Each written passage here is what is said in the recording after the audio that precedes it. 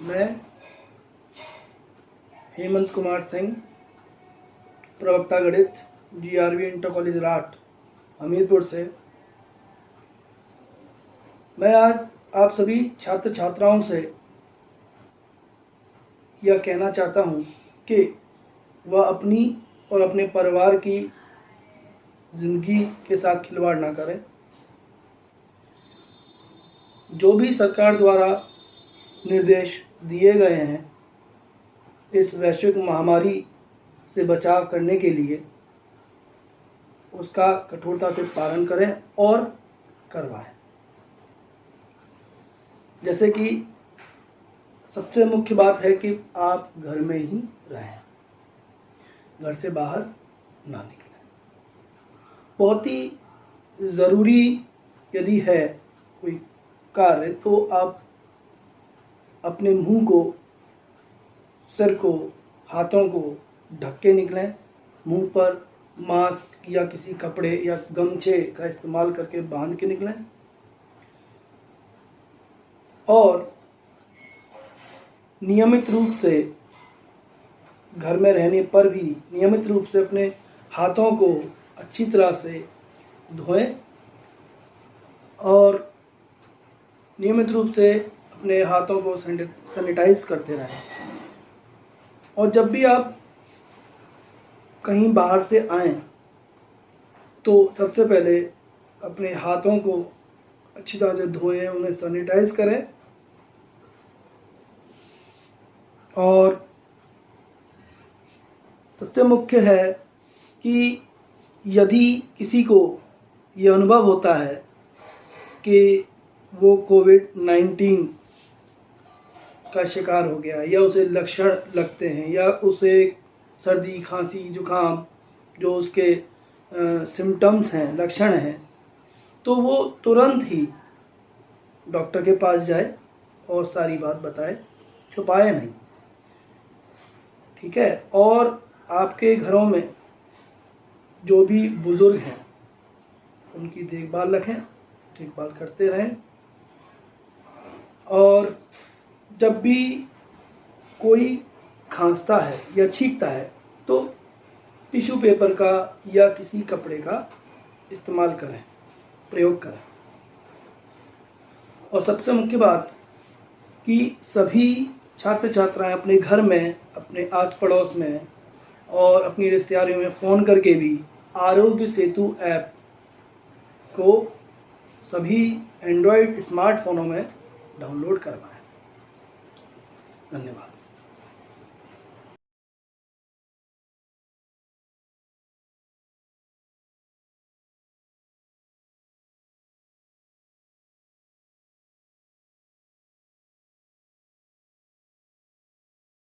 देखिए, आज 29 अप्रैल 2020 पाठ संख्या 2 हमारी चल रही थी। कल हमने आपको इसका पहला उदाहरण जो है पार्ट 2 में वो समझा दिया था और जो मुख्य मानीय शाखा हैं, साइन इनवर्स की क्या होती है, कॉस इनवर्स की क्या होती है, टेन इनवर्स की क्या होती है, वो भी आपको पिछली वीडियोस में बता दिया गया और मुझे आशा है कि आप सभी बच्चों ने याद भी कर लिया होंगे। तो ठीक है, आज अगले सवाल की तरफ चलते हैं। उदाहरण 2, कॉट इनवर्स कोष्टक में -1/√3 का मुख्य मान ज्ञात कीजिए। ठीक है, तो देखिए हल कैसे करेंगे इसको। जैसे कल हमने एक प्रश्न बताया था, बिल्कुल उसी तरीके से करेंगे। कल उदाहरण नंबर 1 कराया था, आज उदाहरण नंबर 2। बिल्कुल समझिए, बिल्कुल आराम से, कोई परेशानी वाली बात नहीं है। माना कि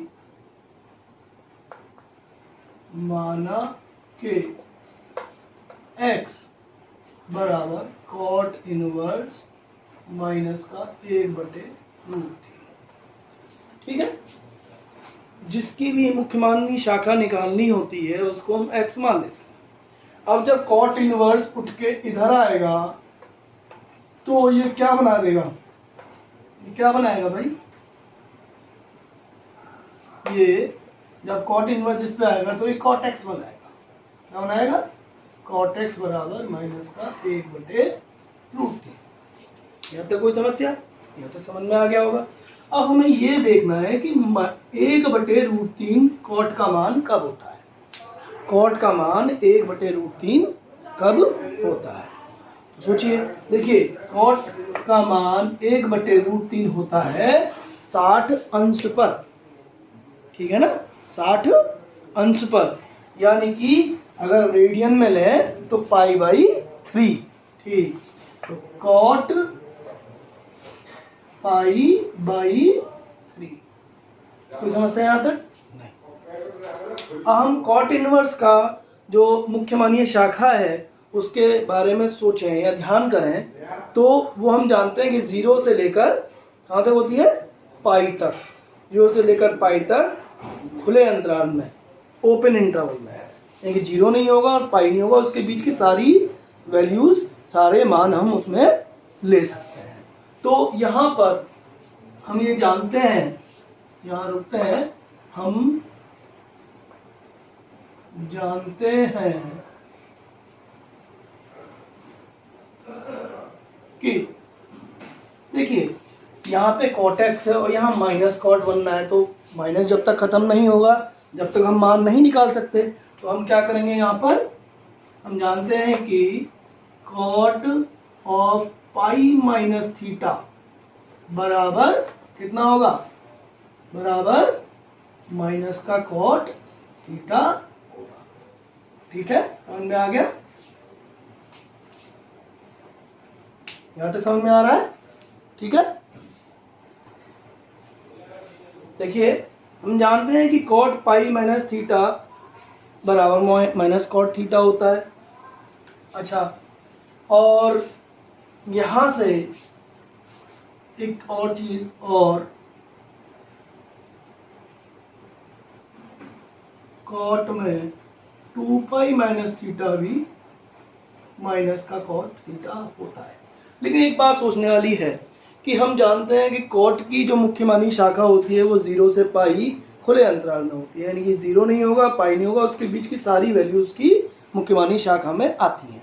तो यदि हम ये लेते हैं तो π-θ, यानी कि पाई में से कुछ घट रहा है तो पाई से छोटा हो गया, लेकिन यहाँ है 2π-θ। अब इसमें अगर बदलते हैं इसको तो 2π-θ यानी कि 2π से छोटा, 360 अंश से छोटा, यानी कि चतुर्थांश हो गया चौथा, उसमें तो कॉट इनवर्स का मान जाता ही नहीं है, 0 से पाई तो होता है, ये तो 360 से कम होगा थोड़ा सा, ठीक है, इसीलिए ये मान हम नहीं लेंगे। तो यहाँ से फिर निष्कर्ष ये निकला कि cot x बराबर होगा cot π-π/3, ठीक है। और जिसको हम बदल के लिख सकते हैं, हल करते हुए इसको लिखा जा सकता है cot 2π/3, और ये हो गया cot, ये हो गया cot। अब यहाँ cot को हटाने पर, क्योंकि cot फलन है, cot कटेगा नहीं, काटना नहीं है, हटाने पर हम यहाँ से x बराबर 2π/3 प्राप्त कर लेते हैं, और ये जो x का मान आया है वो 0 से पाई खुले अंतराल के बीच में आया है, इसलिए आंसर हमारा ये है। बात आ गई समझ में? ठीक है भाई, ये उदाहरण समझ लीजिए ढंग से, ठीक है। और अगला सवाल पे चलते हैं। अब हम देखिए, अब प्रश्नावली 2.1 का प्रश्न संख्या 1, इसमें दिया है साइन इनवर्स कोष्टक में -1/2 का मुख्य मान ज्ञात करें। तो बिल्कुल जैसे हमने उदाहरण किए हैं उसी तरीके से इसको भी हल करना होगा। देखिए, सबसे पहले जो स्टेप है वो यही है कि जिसका हमें मुख्य मान निकालना है उसको x या y या t कुछ मान लेते हैं। तो मान लिया या माना के x बराबर साइन इनवर्स माइनस का 1/2, ठीक है। अब जब ये साइन इनवर्स यहाँ आएगा तो ये साइन x बनाएगा, ठीक है। तो यहाँ से हम कह सकते हैं कि साइन x बराबर माइनस का 1/2, है ना। अब केवल 1/2 सोचा जाए कि साइन का मान 1/2 कितने अंशों पर होता है। तो साइन का मान 1/2 30 अंश पे होता है, और 30 अंश का मतलब हो गया π/6। ठीक है, तो इसको बदला हमने, तो ये बनेगा माइनस का साइन π/6 π/6। अब हम जानते हैं कि क्या जानते हैं कि साइन माइनस थीटा बराबर माइनस साइन थीटा होता है। बिल्कुल सही बात है। साइन पाई प्लस थीटा भी माइनस साइन थीटा होता है, यानी कि माइनस साइन थीटा के दो सूत्र लग सकते हैं, एक साइन ऑफ माइनस थीटा और एक साइन पाई प्लस थीटा। लेकिन यदि पाई प्लस थीटा हमने ये वाला ले लिया तो वैल्यू जो है, मान जो है वो पाई से बड़ा हो जाएगा, क्योंकि पाई में कुछ जुड़ जाएगा। जबकि साइन इनवर्स की जो मुख्य मानीय शाखा है वो ये बताती है कि साइन इनवर्स के मान -π/2 से लेकर +π/2 तक रहेंगे। उसमें -π/2 भी रहेगा और π/2 भी रहेगा, और उसके बीच के मान भी रहेंगे। इसीलिए पाई प्लस थीटा इसमें सही नहीं है। तो कौन सा लगेगा? ये वाला लगेगा। ठीक है, अब यहाँ देखें तो ये साइन एक्स बराबर कितना हो जाएगा? साइन ऑफ माइनस का π/6। ठीक है ना, sine of minus sine theta बराबर साइन ऑफ माइनस थीटा, यानी कि ठीक है ना, समझ में आ गया। अब यहाँ से हमने यहाँ लिखेंगे साइन फलन को हटाने पर हमें क्या मिलेगा?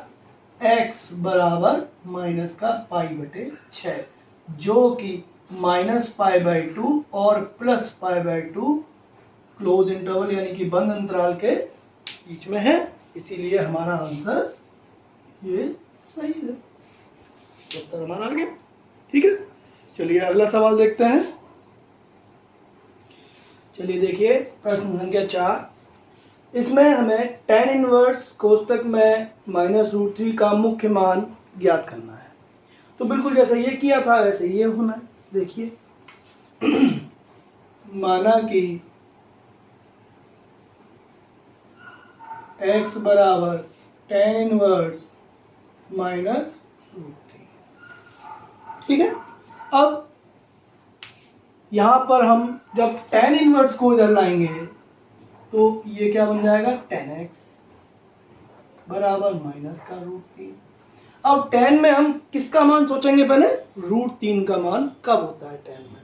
तो बिल्कुल सही सोच रहे हैं, π/3, tan π/3 यानी कि 60 अंश। ठीक है, अब यहाँ पर फिर से हम सोचे हैं कि हम जानते हैं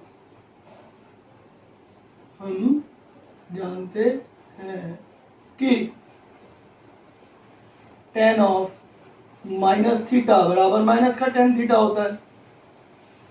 tan ऑफ माइनस थीटा बराबर माइनस tan थीटा, और tan पाई माइनस थीटा भी माइनस का tan थीटा होता है, और tan बस ये दोनों होते हैं।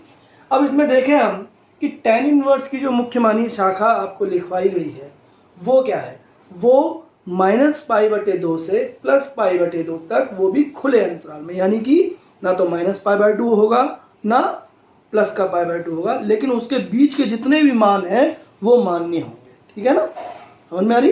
तो यहाँ पर यदि हम पाई माइनस थीटा लेते हैं, यानी कि 180 में से कुछ घटा रहे हैं, कुछ बहुत छोटा, ये थीटा जो है 0 और 90 के बीच में होता है, 0 और 90 अंश के बीच में, 0 से लेकर π/2 तक बहुत छोटा होता है।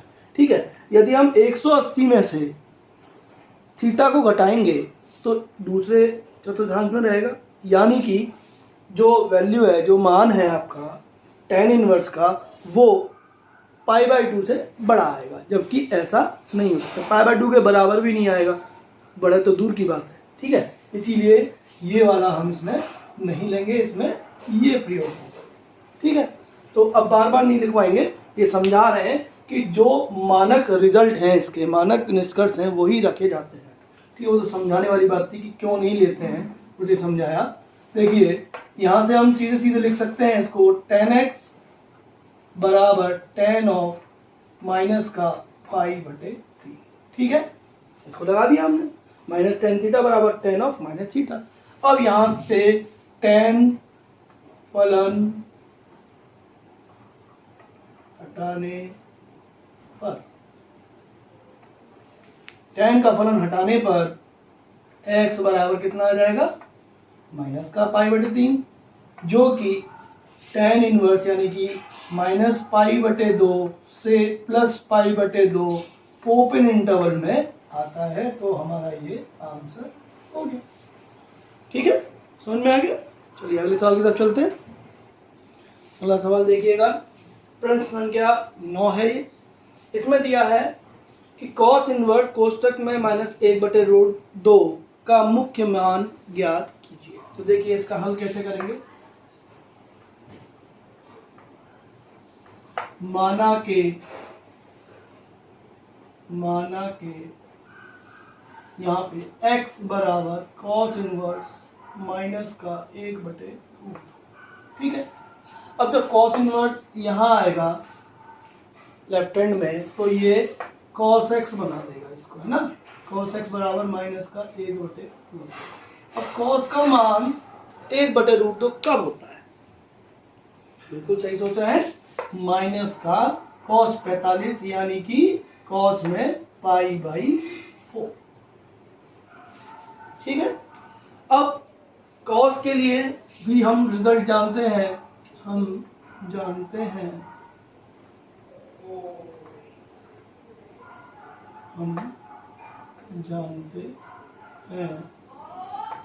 कि कॉस पाई माइनस थीटा या कॉस पाई प्लस थीटा है, दोनों का रिजल्ट माइनस का कॉस थीटा आता है। ठीक है ना। लेकिन यदि हम देखें कि कॉस इनवर्स का जो मुख्यमानी शाखा है वो 0 से पाई बंद अंतराल है ना, ये तो लिखवाया गया है। तो 0 से लेकर पाई यानी कि 0 और पाई के बीच के, और 0 भी होगा और पाई भी होगा। ठीक है, यानी कि यहाँ पे अगर पाई प्लस थीटा लिया तो वो जो मान आएगा वो पाई से बड़ा हो जाएगा, पाई से आगे की वैल्यू आएगी, मान आएगा। ठीक है, तो वो तो नहीं लिया जाएगा, पाई तक हमें लेना है, 0 से लेकर पाई तक, पाई से बड़ा ना हो, इसीलिए ये नहीं लगेगा, तो ये लगेगा। तो यहाँ से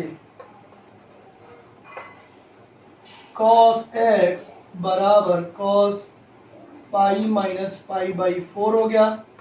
ठीक है, अब यहाँ से हम देख रहे हैं कि cos को हटाने पर, cos फलन को हटाने पर क्या मिलेगा, x बराबर पाई माइनस π/4 यानी कि इसको हल करेंगे तो 3π/4, जो कि 0 से पाई अंतराल के बीच ही है। मुख्यमानी शाखा में यदि मान आता है तो सही होता है, यानी कि आंसर आ गया आपका। ठीक है, और आगे देखिएगा, अब अगला प्रश्न है प्रश्न संख्या 11। इसमें दिया है कि tan इनवर्स 1 यानी tan inverse 1 plus cos inverse minus half यानी कि 1/2 प्लस साइन इनवर्स माइनस का 1/2 का मान ज्ञात करें। तो इसमें 3 है अलग अलग, तो इसमें तीनों ही जगह हमें अलग अलग मान देंगे। तो देखिए कैसे करेंगे इस सवाल, जो अभी तक हमने सवाल किए उसी की मदद से होना है ये सवाल। देखिए, माना कि tan इनवर्स 1 बराबर x, ठीक है, cos इनवर्स माइनस हाफ बराबर y, तथा साइन इनवर्स माइनस हाफ बराबर z। ठीक है, मान लिया। तो tan inverse 1 plus cos inverse minus का आधा प्लस साइन इनवर्स माइनस का आधा। देखो ये वैल्यू x है, ये वाली वैल्यू y है और ये वाली वैल्यू z है और तीनों आपस में जुड़ रहे हैं। इसको डाल दी समीकरण 1। ठीक है, अब x का मान, y का मान और z का मान हमें निकालना है। तो देखिए सर्वप्रथम इसको लेते हैं tan इनवर्स 1 बराबर x। ठीक है, जब tan इनवर्स 1 बराबर x लिया और tan इनवर्स इधर जाएगा सीधी हाथ की तरफ, यहाँ पे जाएगा तो ये हो जाएगा 1 बराबर tan x, है ना। इसको ऐसे भी लिखा जाता है tan x बराबर 1, है ना। और 1 tan में कब होता है? हाँ बिल्कुल सही सोचे हैं, π/4 पे, यानी कि tan π/4 आ गया। ठीक है, अब इसमें tan को हटाने पर, tan फलन को हटाने पर, tan फलन को हटाने पर x बराबर क्या प्राप्त होगा? π/4। उत्तर है x का मान आ गया। ठीक है, अब किसको लेंगे? अगले वाले को, यानी कि cos इनवर्स माइनस का आधा बराबर y है। ठीक है, तो यहाँ से cos y बराबर माइनस का आधा हो गया। ठीक है ना भाई, cos माइनस हाफ बराबर y है, cos इनवर्स गया तो cos y बराबर माइनस हाफ हो गया। ठीक है, यहाँ तक समझ में आ रहा है? ठीक है, अब आगे चलें तो इसमें हम ये पाएंगे कि cos y माइनस का हाफ कब होता है? cos में 60 अंश पे, यानी कि π/3, तो cos π/3 बन गया। हम जानते हैं इसमें लगता है cos π माइनस थीटा, तो यहाँ से हम इसको सीधे सीधे अभी सवाल करके आए हैं पीछे, उसी सिद्धांत से cos y बराबर cos π माइनस π/3 हो गया। ठीक है, ठीक है, अब cos हटाने पर, cos फलन हटाने पर क्या प्राप्त हो जाएगा हमें? x बराबर पाई माइनस π/3 को हल कर लेंगे, तो पाई माइनस π/3 को हल करेंगे तो उत्तर आएगा 2π/3, सॉरी y का मान। ठीक है, ये आ गया। ठीक, और अब साइन इनवर्स माइनस हाफ बराबर z है, तो यहाँ से साइन z बराबर माइनस हाफ हो गया। हाफ कब होता है साइन में? 30 अंश, यानी कि π/6 पर, माइनस का साइन π/6 हो गया। ठीक है, अब इसको हम लिख सकते हैं साइन ऑफ माइनस π/6, है ना, माइनस π/6 कर दिया, क्योंकि हम जानते हैं कि माइनस साइन थीटा बराबर साइन ऑफ माइनस थीटा होता है। ठीक है, ये लगा दिया। साइन हटाने पर, साइन फलन हटाने पर क्या आ जाएगा?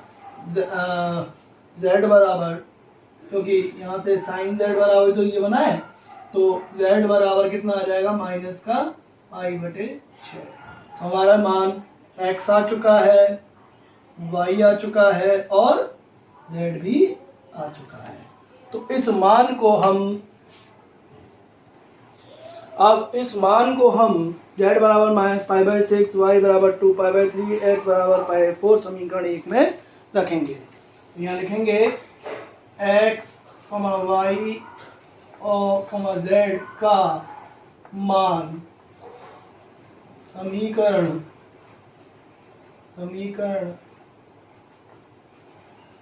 1 में रखने पर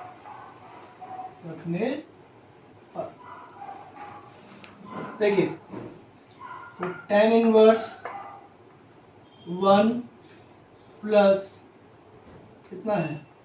cos इनवर्स माइनस हाफ, यानी कि आधा, प्लस साइन इनवर्स माइनस का आधा बराबर x का मान कितना आया हमारा? π/4 प्लस फिर 2π/3 और फिर माइनस का π/6। Plus of minus pi by 6। ठीक है, अब इनको हल करेंगे तो 4 और 3 और 6 का जो लासा आएगा वो कितना आएगा 12, बिल्कुल सही 12 आ गया।